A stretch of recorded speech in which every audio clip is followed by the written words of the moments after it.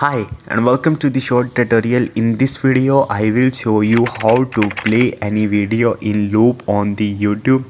So nowadays if you like any song on the YouTube and you want to listen that song again and again, so you can simply turn on loop option on the YouTube. So how you can do it, watch this video till the end and you have to follow the same procedure. And if this video really helps you out, do subscribe to my channel. So first of all you have to open your YouTube mobile application and you have to open the one song you want to listen in the loop. So let's suppose this is the video I want to watch this video in the loop. How I can watch? Simply tap on it.